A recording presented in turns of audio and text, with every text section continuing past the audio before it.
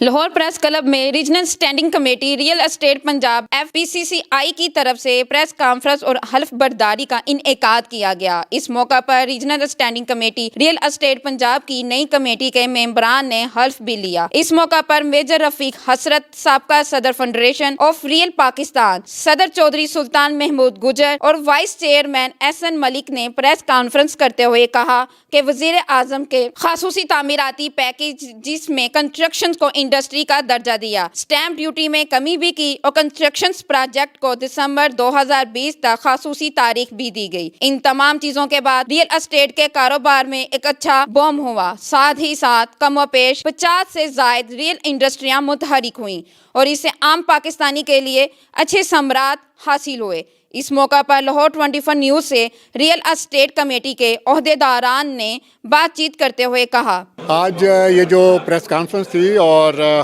اس سے پہلے حلف برداری کی تقریب تھی، یہ جو ہماری federation of chambers of commerce ہے پاکستان کی، اس کی پنجاب کی جو کمیٹی ہے اس کا میاں انجم صار صاحب نے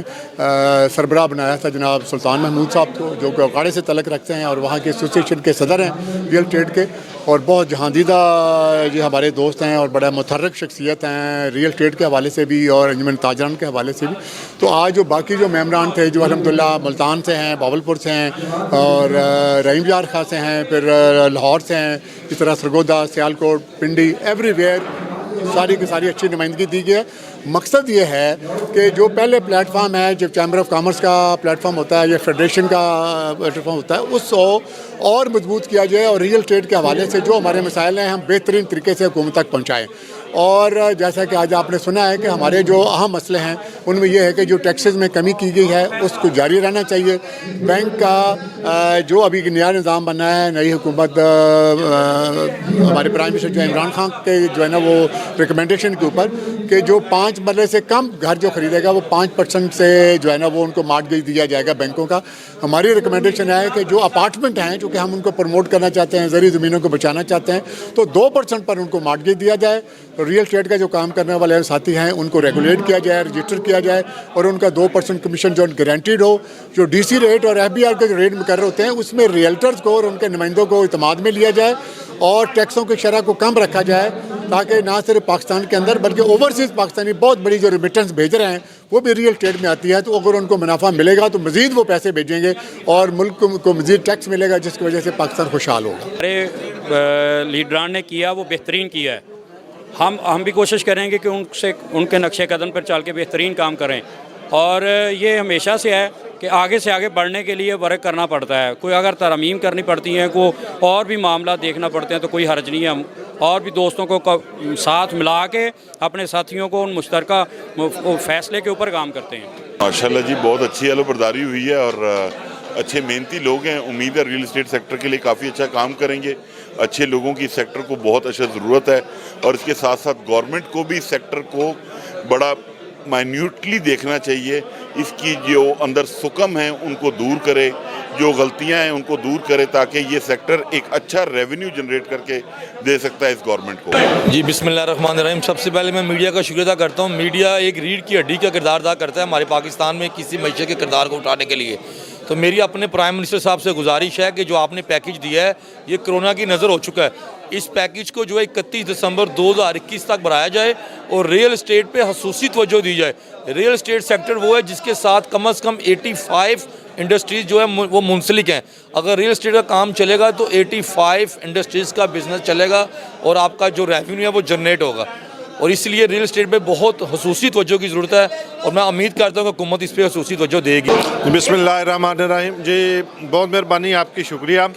سب سے پہلے جی میرا نام چودھری نعیم گرا ہے، میں جوہر ٹاؤن ڈیلر برادری کا سرپرست اعلیٰ ہوں۔ آج یہ جو حلفداری ہوئی ہے ڈیلر برادری کی کمیونٹی کو پروموٹ کرنے کے لیے، پروموشن دینے کے لیے، تاکہ اس بزنس کو آگے لے کے چلیں، جو کہ ہمارے بزنس میں بڑے پرابلمز آتے ہیں، لوگوں کے مسئلے مسائل ہوتے ہیں، جیسے کہ LDA کے دفتر میں کام نہیں ہوتا، لوگوں کو بہت مسئلے ہیں، جو کہ کرپشن کی بہت انبار لگی ہوئی، کرپشن ہی کرپشن ہے۔ اس کے سلسلے میں ہم نے کمیٹیاں بنائی ہیں چھوٹے لیول پہ بھی، جیسے جوہر ٹاؤن کی یونین ہے ہماری، اسی طرح پنجاب کے لیول پہ ہے، اس طرح یہ آج نیا حلف برداری ہوئی ہے۔ ہم لوگ اپنی کمیونٹی کو مضبوط کرنے کے لیے آج اکٹھے ہوئے ہیں۔ سب سے پہلے چیمبر آف کامرس کی جو کمیٹی بنی اس کو مبارکباد پیش کرنے کے لیے آئے ہیں۔ بیسیکلی یہ غیب اور لوپ ہول جو تھا گورنمنٹ کے درمیان اور ہمارے درمیان اس کو کور اپ کرنے کے لیے یہ سارا کیا گیا ہے، اور جو ٹیکسز کے لیے اس کے لیے بات کرنے کے لیے یہ ساری پوزیشن ہے۔ انشاءاللہ آج ایک فیڈریشن کی طرف سے کاوش کی گئی ہے، ہم اپنی سطح پر بھاولپور سے میں آیا ہوں اسپیشلی، ہمارے ریلیٹرز کے بہت سارے مسائل ہیں، ان کو حل کریں گے انشاءاللہ۔ فیڈریشن پہلے بھی کام کر رہی ہے، اب مزید بھی اس کو اللہ تعالیٰ ہمیں ہمت دے گا، ہم اپنی جو برادری ہے اس کے لیے کام کریں گے انشاءاللہ۔ اور ابھی جو ہماری جو کمیٹی بنی ہے چیمبر آف کامرس کی جو اسٹینڈنگ کمیٹی ہے، بیسکلی اس کا سب سے جو مین مقصد ہے وہ یہ ہے کہ گورنمنٹ اور جو ریلٹرز کے درمیان میں ایک گیپ ہے اس کو ہم اوور کم کریں، اور بیسکلی جو جب بھی ڈی سی ریٹس رکھے جاتے ہیں اور ریلٹر سے اس کی کمیونیکیشن نہیں ہوتی، اس سے یہ ہوتا ہے کہ ایک ویلیو مثلاً ڈیفینس کا فیز 6 ہے تو اس کا ریٹ پلاٹ کا اور ڈی سی ریٹ کا